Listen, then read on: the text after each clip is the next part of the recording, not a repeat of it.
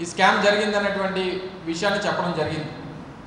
నేను ముందు నుంచే చెప్తూ వచ్చాం, బహిరంగ విచారణ అనేది వీరు జరపరు. అయినా సరే ఎవరైతే దీంట్లో ముద్దాయిలుగా ఉన్నటువంటి వ్యక్తులే ఈరోజు బహిరంగ విచారణ వచ్చి చేస్తే ప్రజలకి న్యాయం జరగదు అన్నటువంటి మాట చెప్తూనే వస్తూ ఉన్నాం. మొన్న జరిగినటువంటి అఖిలపక్షాలకు సంబంధించినటువంటి రౌండ్ టేబుల్ సమావేశంలో కూడా అందరూ కూడా ముక్తకంఠంతో మిత్రపక్ష రాజకీయ పార్టీలు అన్నింటితో కలిసి మాట్లాడినప్పుడు దీని మీద ఎట్టి పరిస్థితుల్లో సిబిఐ ఎంక్వైరీ జరపాలి. ఎందుకంటే ఇంత పెద్ద ఎత్తున దేశంలోనే లేని విధంగా జరిగినటువంటి ఎంత పెద్ద స్కాము ప్రభుత్వ నాయకులు, ప్రభుత్వంలో ఉన్నటువంటి ముఖ్యమంత్రి ఆయన హస్తం లేకుండా ఇంత పెద్ద స్కామ్ జరగదు అన్నటువంటి మాట రాష్ట్ర ప్రజలందరూ కూడా విశ్వసిస్తూ ఉన్నారు. ఎట్టి పరిస్థితుల్లో దీని మీద సిబిఐతో ఎంక్వైరీ జరపాలని చెప్పి ఆ రోజు విశాఖపట్నం ప్రజలతో పాటు అన్ని రాజకీయ పార్టీలు కూడా కోరడం జరిగింది. ఆ రోజు మరో విషయం కూడా చెప్పాం, రేపు మళ్ళీ దీని మీద ముఖ్యమంత్రి గారు ఒక సమావేశం పెడతారు. ముఖ్యమంత్రి గారు సమావేశం పెట్టి వాళ్ళు 270 ఎకరాలు కూడా లేదు, కేవలం ఒక 20 ఎకరాలు 30 ఎకరాలు ఉందన్నటువంటి మాట చెప్తారు. దీన్ని అలా నీరుగార్చేటువంటి కార్యక్రమం చేస్తారన్నటువంటి మాటని మేము ఆ రోజే చెప్పడం జరిగింది. చెప్పిన విధంగానే నిన్న ముఖ్యమంత్రి గారు ఒక కార్యక్రమాన్ని రూపొందించుకొని రెవెన్యూ శాఖ మంత్రి గారిని, హోమ్ మినిస్టర్ గారిని, జిల్లా అధికారులను అందరినీ పిలిచి కూర్చోబెట్టి ఒక సమావేశం నిర్వహించారు. సమావేశం నిర్వహించి అబ్బాయి దీని విచారణ అవసరం లేదు, కేవలం సిట్టుతో విచారణ జరిపిస్తామన్నటువంటి మాటని నిన్న ప్రభుత్వం ప్రకటించింది. సిట్లో ఎవరెవరు ఉన్నారు? రెవెన్యూ అధికారులట, పోలీస్ అధికారులట, ఏదైతే లీగల్ డిపార్ట్మెంటు ప్రభుత్వానికి సంబంధించినటువంటి లీగల్ డిపార్ట్మెంట్, వీళ్ళందరూ తీసుకొని వెళ్ళి ఎవరికి వీళ్ళ తాలూకు నివేదిక సమర్పిస్తారు? క్యాబినెట్ సబ్ కమిటీకి, క్యాబినెట్ సబ్ కమిటీకి వీళ్ళ తాలూకు రిపోర్ట్ని ఇస్తారు. అరే దొంగలే క్యాబినెట్లో ఉన్నటువంటి మంత్రులు, ఈ రాష్ట్ర ముఖ్యమంత్రి అని చెప్పి ప్రజలందరూ అనుకుంటా ఉంటే, దొంగలే విచారణ చేసి దొంగలే దానికి సంబంధించినటువంటి అందులో దోషుల్ని శిక్షిస్తారని అంటుంటే అసలు మీరు తాలూకు ఉద్దేశం ఏంటి? అది ఇంత పెద్ద ఎత్తున 1,00,000, 2,00,000 కోట్లు విలువ చేసేటువంటి విశాఖపట్నంలో ఉన్నటువంటి భూముల మీద ఆరోపణలు వస్తే, వాస్తవాలు కనబడతా ఉంటే, నిజంగా మీ ప్రభుత్వానికి చిత్తశుద్ధి ఉంటే అది సిబిఐ విచారణకి ఎందుకు మీరు అడగలేకపోతా ఉన్నారనేటువంటి విషయాన్ని ఈ ప్రభుత్వంలో ఉన్నటువంటి రాష్ట్ర ముఖ్యమంత్రి ఆయన కొడుకు సమాధానం చెప్పాల్సినటువంటి అవసరం ఉంది. నిన్న సమావేశం పెట్టారు. అరే నిన్న సమావేశం పెట్టినప్పుడు వాళ్ళు జిల్లాలో ఉన్నటువంటి మంత్రుల్ని ఎందుకు మీరు పిలవలేదు? జిల్లాలో ఉన్నటువంటి మంత్రి గంటా శ్రీనివాసరావు ఈ జరిగినటువంటి పూర్తి భూదందాలో ముఖ్య పాత్ర పోషించాడన్నటువంటిది ఈ ప్రాంత ప్రజలు, ఈ రాష్ట్ర ప్రజలు అనుకుంటా ఉన్నారు. దానికి ముఖ్యమంత్రి కొడుకు సహకరించారనేటువంటి మాట ప్రజలందరూ కూడా భావిస్తూ ఉన్నారు. మొన్న కేంద్ర ఎవరైతే కేబినెట్లో ఉన్నటువంటి మంత్రి అయ్యన్న పాత్రుడు గారు పోతినమల్లైపాలెంలో ఒక పోలీస్ అధికారే భూదందాలు చేస్తున్నారన్నటువంటి మాట మీ కేబినెట్లో ఉన్నటువంటి మంత్రి చెప్తే, మీరు వేసినటువంటి సిట్ విచారణలో పోలీసు అధికారులు అందులో భాగస్వాములు, రికార్డులు పోయాయని చెప్పి జిల్లా కలెక్టర్ గారు చెప్తా ఉంటే రెవెన్యూ అధికారులు అందులో సిట్ విచారణలో అందులో భాగస్వాములు. అరే మీరు సిట్ అంటే సిట్ డిపార్ట్మెంట్తో మీరు విచారణ జరిపిస్తే ఏ రకమైనటువంటి న్యాయం జరుగుతుందని చెప్పి ఈ ప్రజలు భావించాలి. ఈ ప్రభుత్వం తాలూకా స్టాండ్ని ఈ రాష్ట్ర ప్రజలు, విశాఖపట్నం ప్రాంత ప్రజలు కోరుకుంటా ఉన్నారు. మీ సబార్డినేట్స్తోని, మీరంటే చూసి భయపడేటువంటి వ్యక్తులతోని, మీ కింద పనిచేసేటువంటి డిపార్ట్మెంట్లతోని మీరు ఒక విచారణ జరిపించి 4 గోడల మధ్య అరే ఏం లేదు అని చెప్పి చేతులు దులుపుకొని వెళ్ళిపోయేటువంటి కార్యక్రమం మీరు చేస్తారని చెప్పి చెప్తా ఉంటే చూస్తూ ఊరుకునేటువంటి పరిస్థితుల్లో లేవని చెప్పి సందర్భంగా తెలియజేస్తా ఉన్నాం. ఇంత పెద్ద ఎత్తున భూదందా జరిగి 1,00,000 కోట్ల రూపాయలు, 2-3 లక్షల కోట్ల రూపాయలు విలువ చేసేటువంటి విశాఖపట్నం సరిహద్దుల్లో మరి ముఖ్యంగా విశాఖపట్నంలో అత్యంత ఖరీదైనటువంటి ప్రాంతాలకు సంబంధించినటువంటి రికార్డులన్నీ కూడా పోయాయని చెప్పి స్వయంగా కలెక్టర్ గారు ఒప్పుకుంటే మీరు సిట్ విచారణ వేసింది దేని మీద? కేవలం కొమ్మాది మధురవాడ మీద. ఏదైతే దాదాపు 10-11 మండలాలు విశాఖపట్నం రూరల్ కానీ, విశాఖపట్నం అర్బన్ కానీ, ఆనందపురం కానీ, పద్మనాభం కానీ, భీమిలి కానీ, అటు గాజువాక్ కానీ, అనకాపల్లి కానీ, సభవరం కానీ, పెందుర్తి కానీ, ఇటువంటి ప్రధానమైనటువంటి మండలాలు, కార్పొరేషన్ పరిధిలో ఉన్నటువంటి మండలాలు, కార్పొరేషన్ పరిధి చుట్టుపక్కల ఉన్నటువంటి మండలాలు, గ్రామీణ ప్రాంతమైనటువంటి నక్కపల్లి ప్రాంతంలో ఉన్నటువంటి ప్రభుత్వ భూములు, దేవుడు మాన్యాలు, అరే గుడిలో లింగాన్ని కూడా ఈరోజు ఈ క్యాబినెట్లో ఉన్నటువంటి మంత్రులు మింగేస్తూ ఉంటే, దానికి ముఖ్యమంత్రి దగ్గరుండి ప్రోత్సహిస్తూ ఉంటే నిజంగా చిత్తశుద్ధి ఉందా అని చెప్పి అడుగుతా ఉన్నాం. ఈరోజు ఏం చెప్పారు మీరు ఎన్నికల్లో? 2014 ఎన్నికలు జరిగినప్పుడు మీరు చెప్పినటువంటి మాటలేంటి? కడప నుంచి రౌడీలు వస్తారు, కడప నుంచి గోండాలు వస్తారు, మీ భూములు దోచుకుంటారు, మీ స్థలాలు లాక్కుంటారు అన్నటువంటి మాటలు చెప్పినటువంటి తెలుగుదేశం పార్టీ నాయకులు ఈరోజు మీరు చేస్తున్నటువంటి కార్యక్రమం ఏంటి అని అడుగుతా ఉన్నాం. ప్రాంత విభేదాలు రెచ్చగొట్టి, ప్రాంతీయ తత్వాన్ని రెచ్చగొట్టి, ఆ ప్రాంతానికి ఈ ప్రాంతం మధ్య చిచ్చు పెట్టాలని చెప్పి చూసి ఈరోజు వైట్ కాలర్ నేరానికి స్వయంగా రికార్డులు మార్చేసేటువంటి కార్యక్రమం, భూములు దోచుకునేటువంటి కార్యక్రమం, ల్యాండ్ పూలింగ్ పేరిట బడుగు బలహీన వర్గాల్ని, ఎస్సీ వర్గాల్ని నిన్నటికి నిన్న అఖిలపక్షం అంతా కూడా ముదపాక గ్రామం వెళ్తే వాళ్ళు చెప్పినటువంటి బాధలు విని ఏ రకంగా ప్రభుత్వంలో ఉన్నటువంటి పెద్దలు, ఈ మధ్యలో ఉన్నటువంటి రియల్ ఎస్టేట్ బ్రోకర్లు ఏ రకంగా పేదల దగ్గర భూములు దోచుకున్నటువంటి కార్యక్రమం చేస్తూ ఉన్నారు, అన్ని కళ్ళకు కట్టినట్టు కనబడతా ఉంటే, ప్రభుత్వం చట్టవిరుద్ధంగా జీవోలు ఇష్యూ చేస్తూ ఉంటే, ఈరోజు ఎంత అన్యాయం ఈరోజు జరుగుతూ ఉంటే కనీసం చిత్తశుద్ధిని మీరు నిరూపించుకోవడానికి కనీసం సిబిఐ ఎంక్వైరీ కూడా డిమాండ్ చేయలేనటువంటి పరిస్థితిలో ఈ రాష్ట్ర ముఖ్యమంత్రి ఉన్నారు. గతంలో మొన్న కూడా చెప్పాం, రాజశేఖర రెడ్డి గారు ముఖ్యమంత్రిగా ఉన్నప్పుడు ఆయన మీద అనేక ఆరోపణలు వచ్చాయి. ఆ రోజు ఔటర్ రింగ్ రోడ్ నిర్మాణం చేసేటప్పుడు అలైన్మెంట్లో అనేక అవకతవకలు జరిగాయని చెప్పి అప్పుడు ఉన్నటువంటి తెలుగుదేశం పార్టీ ప్రతిపక్షంగా ఆరోపణ చేస్తే తక్షణమే ప్రజల దగ్గర చిత్తశుద్ధి నిరూపించుకోవాలి. ప్రజలు ఏదైతే ప్రతిపక్షాలు చేస్తున్నటువంటి ఆరోపణని మన చిత్తశుద్ధిని నిరూపించుకోవాలని చెప్పి తక్షణమే సిబిఐ ఎంక్వైరీకి ఆ రోజు కాల్ఫర్ చేసి ఆ రోజు రాజశేఖర రెడ్డి గారి ప్రభుత్వం తాలూకు చిత్తశుద్ధిని నిరూపించుకున్నటువంటి సందర్భాలు మీకు గుర్తులేమని అడుగుతా ఉన్నాం. ఈరోజు పక్కనే ఉన్నటువంటి రాష్ట్రంలో మియాపూర్లో జరిగినటువంటి ల్యాండ్ స్కామ్, కేవలం 700 ఎకరాలకు సంబంధించినటువంటి ఒక ల్యాండ్ స్కామ్ జరిగితే ఇదే తెలుగుదేశం పార్టీ తెలంగాణ ప్రాంతానికి చెందినటువంటి నాయకులు అక్కడ సిబిఐ ఎంక్వైరీ కోరట్లేదా? మీ పార్టీ తీసుకున్నటువంటి స్టాండ్ కాదా? తెలుగుదేశం పార్టీ జాతీయ అధ్యక్షుడిగా మీరు అక్కడ ఆ స్టాండ్ తీసుకోమన్నటువంటి మాట వాస్తవం కాదా అని అడుగుతా ఉన్నాం. ఈరోజు ఈ రకంగా మోసం చేసి విశాఖపట్నం ప్రాంతంలో ఉన్నటువంటి భూములు కొల్లగొట్టాలని చెప్పి మీరు చేసినటువంటి ప్రయత్నాన్ని అటు ప్రతిపక్షంగా వైఎస్ఆర్ కాంగ్రెస్ పార్టీ కానీ, మిగిలిన రాజకీయ పార్టీలు కానీ, ఈ ప్రాంతంలో ఉన్నటువంటి ప్రజానీకం కానీ అంతా కూడా బట్టబయలు చేసి మిమ్మల్ని రోడ్డు మీద నిలబెడితే మీరేదో తూతూ మంత్రంగా అలా ఒక విషయాన్ని అడుగుతా ఉన్నాం. 1వ తారీఖున ఈ జిల్లా కలెక్టర్ గారు రెవెన్యూ డిపార్ట్మెంట్కి సంబంధించి రికార్డులన్నీ పోయాయని చెప్పినటువంటి మాట బహిరంగంగా చెప్పిన తర్వాత అలా రాష్ట్ర రెవెన్యూ శాఖ మంత్రి ఈ రోజు వరకు విశాఖపట్నం ఎందుకు రాలేదు?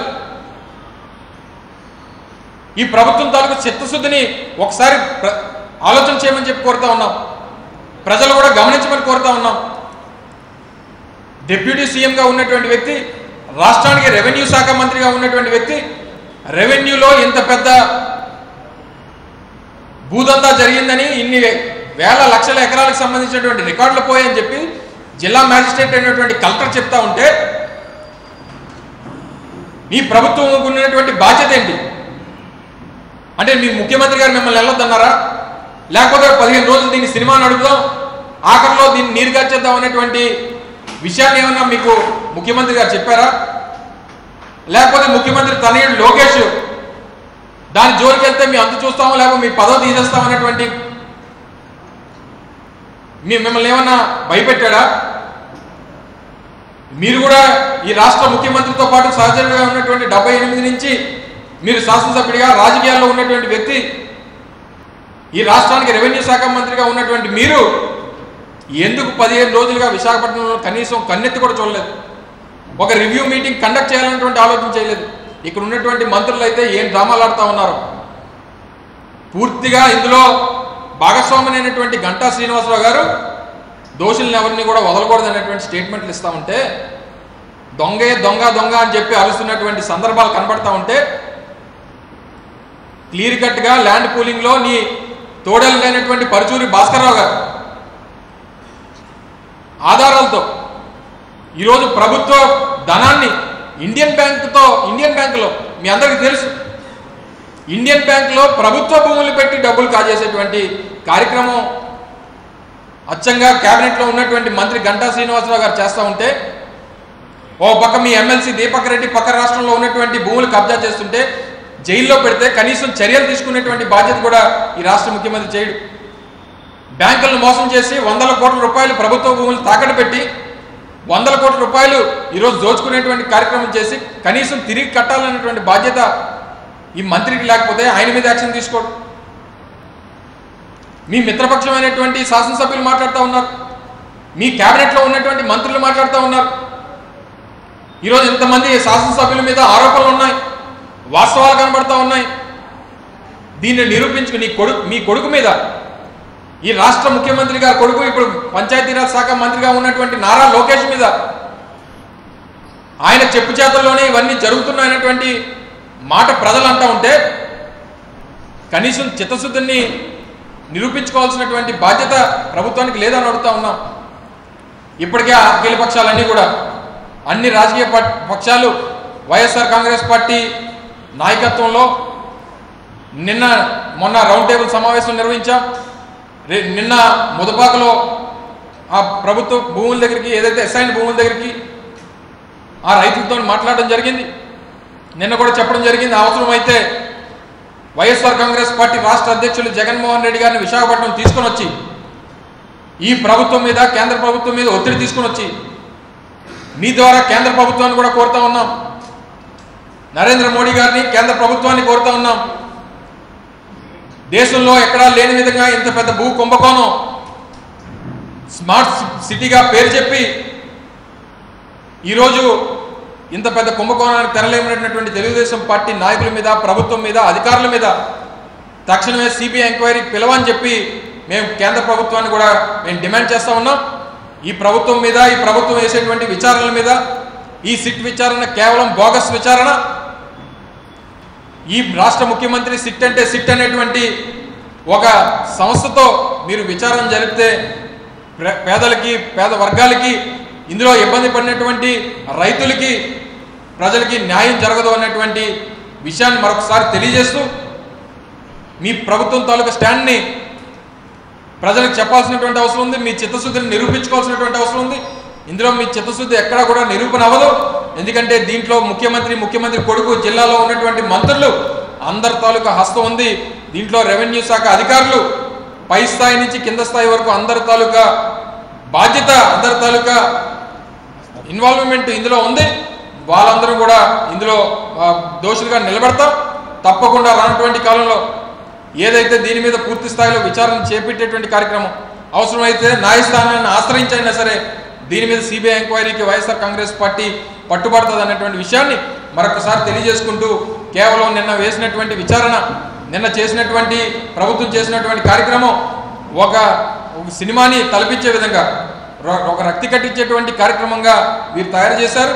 చివరకు వచ్చేసరికి 2 ప్రాంతాలకే పరిమితం చేసి దీన్ని చేయాలని చెప్పి, మూసేయాలని చెప్పి చూస్తూ ఉన్నారు. దీని ద్వారా ఏ ఒక్క వ్యక్తికి, ఏ ఒక్క మోసపోయినటువంటి సోదరికి న్యాయం జరగదు. తప్పకుండా దీని మీద సిబిఐ ఎంక్వైరీకి వైఎస్ఆర్ కాంగ్రెస్ పార్టీ డిమాండ్ చేస్తూ ఉంది.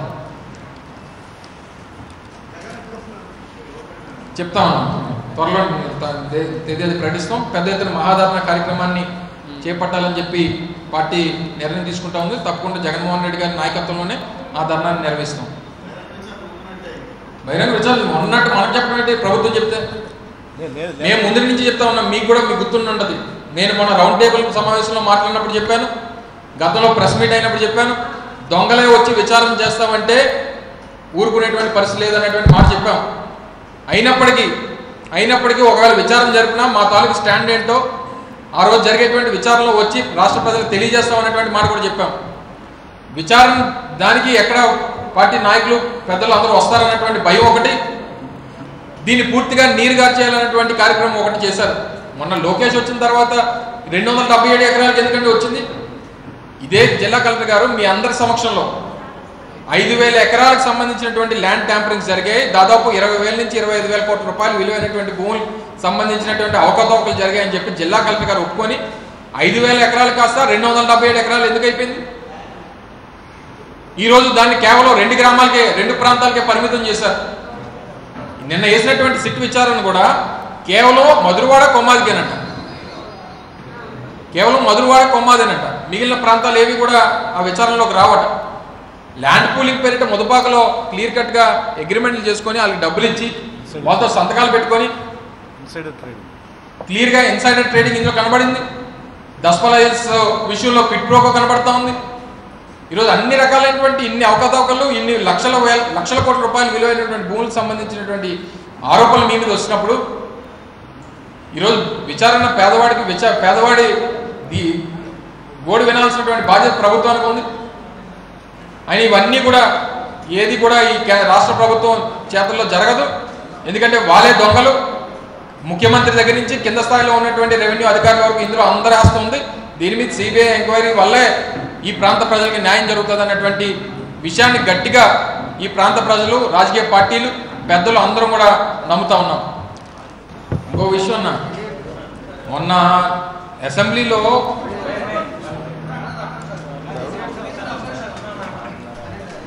పర్లేదు